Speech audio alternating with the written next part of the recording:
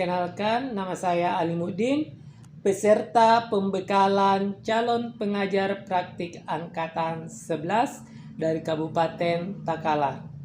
Pada kesempatan kali ini, saya akan menayangkan sebuah video tentang bagaimana menjadi seorang fasilitator dalam suatu forum.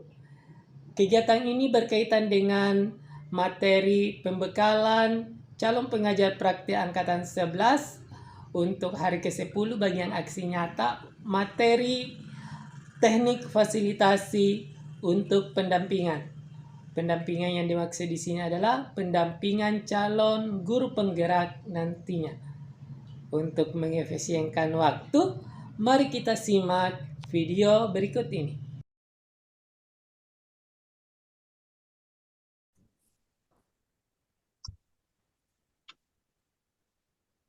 Oke, Assalamualaikum. Selamat siang Bapak Ibu. Siang, Pak. Waalaikumsalam warahmatullahi Bagaimana kabarnya hari ini? Sehat? Alhamdulillah sehat luar biasa. Alhamdulillah ya. Kita berada di pertemuan lokakarya keempat terkait penguatan materi praktik coaching. Jadi sebelum kita memulai penguatan pada hari ini, mari kita memulainya dengan membaca doa agar segala aktivitas keseharian kita dan apa yang kita lakukan hari ini bisa bernilai ibadah. Doa dimulai sesuai dengan keyakinannya masing-masing ya. Doa dimulai. Selesai. Baik Bapak Ibu, izin share screen.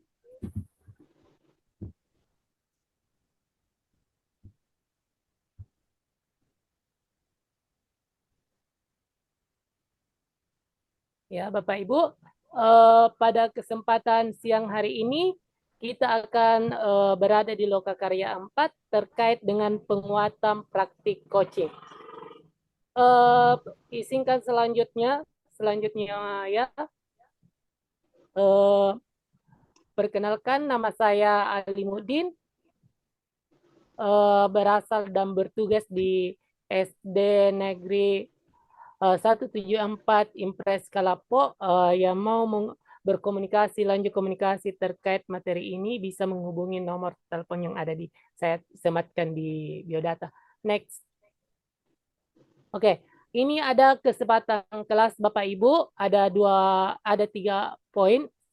poin. Pertama, menghidupkan kamera.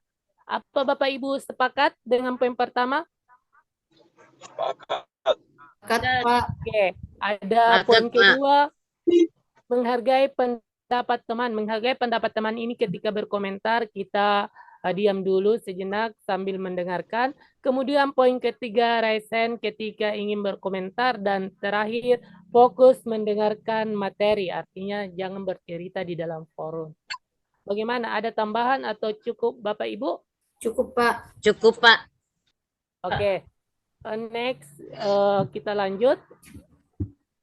Kalau kesepakatan kelasnya disetujui, ini ada tujuan pada pertemuan kali ini. Diharapkan bahwa guru penggerak dapat memahami dan melakukan praktik coaching. Jadi setelah kegiatan ini diharapkan Bapak Ibu sudah bisa mempraktekkan coaching di tempat Bapak Ibu masing-masing. Itu harapan kami setelah kegiatan pada kesempatan kali ini. Oke Bapak Ibu, kita lanjut setelah tujuan ini. Ini ada pertanyaan pemantik terkait coaching. Sebelum pemantik ini, menurut Bapak Ibu, kegiatan coaching itu seperti apa sebelum menjawab pertanyaan ini? Ada yang bisa?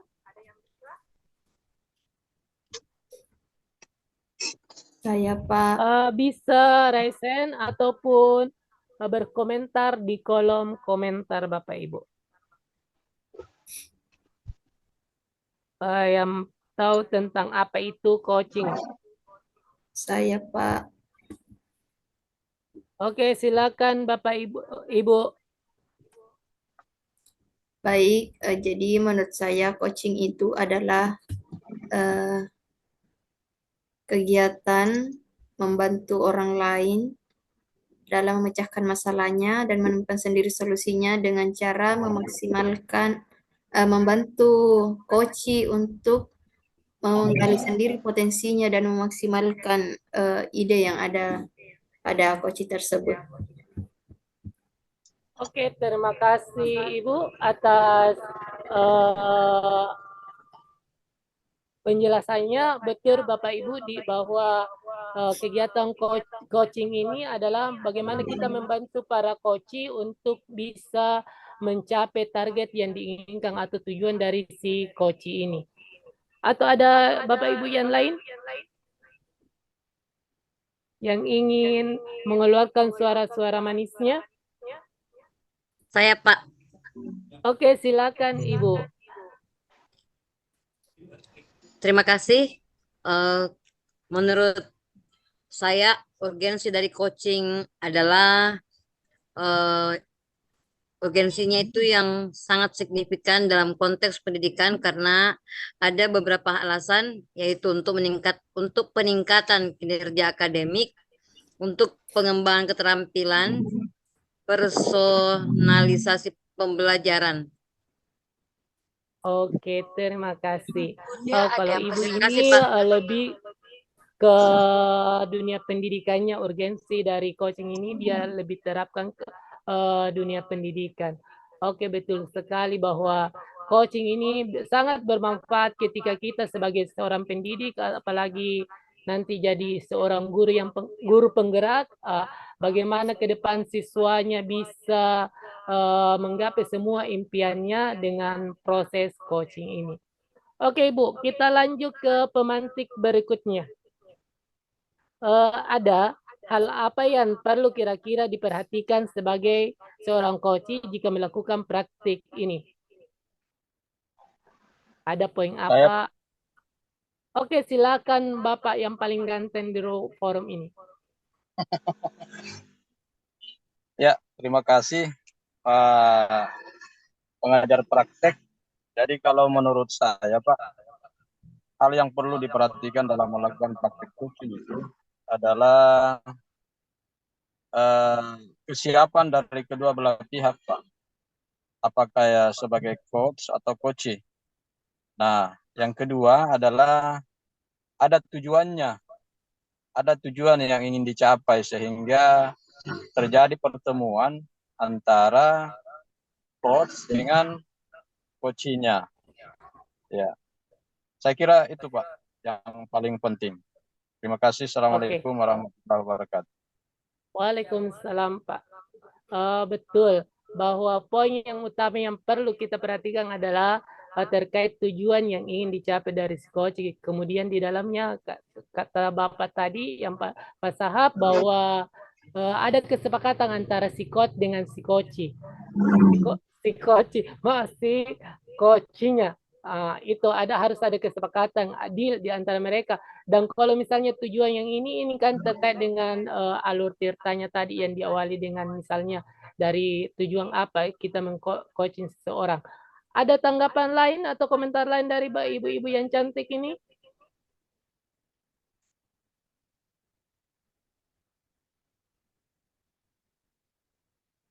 Oke. Terkait ini, Bapak Ibu ya, yang perlu diperhatikan dalam melakukan praktik coaching sebagai coach, kita harus lebih ini ya Bapak Ibu ya, lebih bisa bertanya kepada si coachingnya, kemudian bisa menjadi pendengar yang baik ketika kita melakukan coaching, dan tentunya kita punya kekuatan dan kemampuan menggali ide-ide cerdas, ide-ide yang baik untuk bagaimana si coach ini bisa mengeluarkan segala unek-uneknya dan mendapatkan solusinya sendiri. Oke, selanjutnya Ibu. Bapak Ibu, ada prinsip coaching, praktik coaching. Ada yang tahu apa-apa saja prinsip dari praktik coaching, kira-kira seperti apa Bapak Ibu?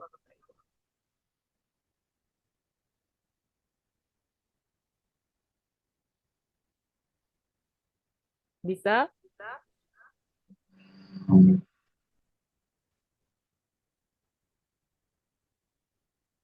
Oke, ini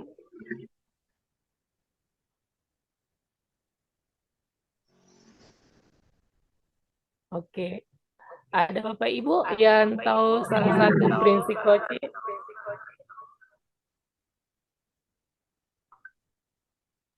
Saya, Pak. Oke, silakan Ibu.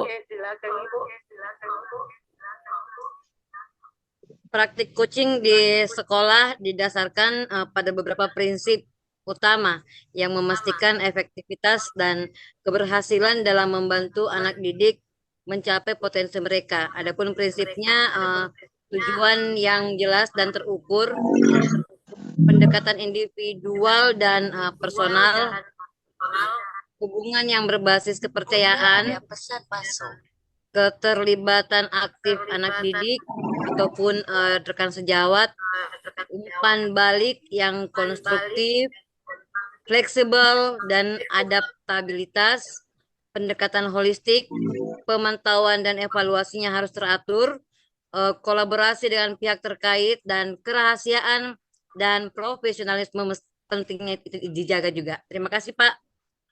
Oke, sempurna sekali Bapak Ibu ya. Banyak sekali yang disebutkan tadi oleh Ibu terkait apa-apa prinsip coaching. Itu paling utama yang bagus, paling saya tangkap bahwa ketika melakukan coaching kita harus menjaga kerahasiaan dari si coaching. Jadi kita tidak boleh menjadi ember bocor ketika misalnya mengcoaching seseorang. Kita harus benar-benar menjaga kerahasiaan orang itu jadi sehingga kita lebih terbaca profesional. Tapi yang saya pun tangkap bahwa ini lebih ke dunia pendidikan yang dilakukan di sekolah dari prinsip-prinsip yang disebutkan tadi ya Bapak Ibu. Ada yang mau berkomentar lainnya?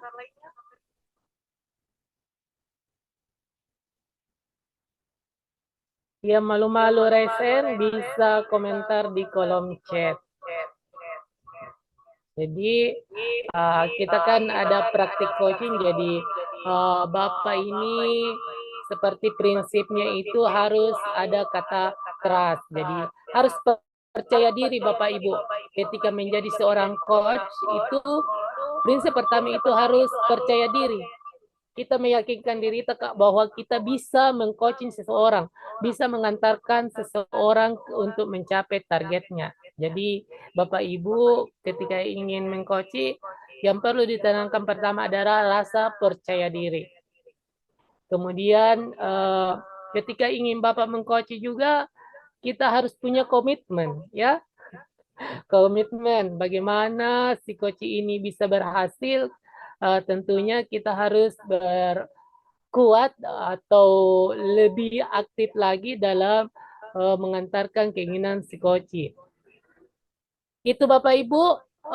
Selanjutnya kita lanjut saja Bu ya. Ini ada prinsip coaching yang secara umum, ada trust atau percaya diri, kemudian selanjutnya ada potensi. Di sini potensi tadi itu karakter si coaching itu kan berbeda-beda, jadi otomatis kita harus bisa mengetahui bagaimana si coaching kita karakternya dan kita bisa tangani sesuai dengan potensinya. Kemudian berikutnya itu ada komitmen. Tadi saya sudah jelaskan bahwa ini komitmen, kita harus punya komitmen sebagai seorang coach. Kemudian selanjutnya eksekusi. Bagaimana kita bisa mengeksekusi dari hasil coaching ini sehingga si coach bisa mempertanggungjawabkan hasil pemikirannya itu sendiri. Selanjutnya Bapak Ibu, ini ada refleksi. Ada yang Bapak Ibu yang bisa merefleksikan bagi pembelajaran kita pada siang hari ini? Bisa menyimpulkan mungkin?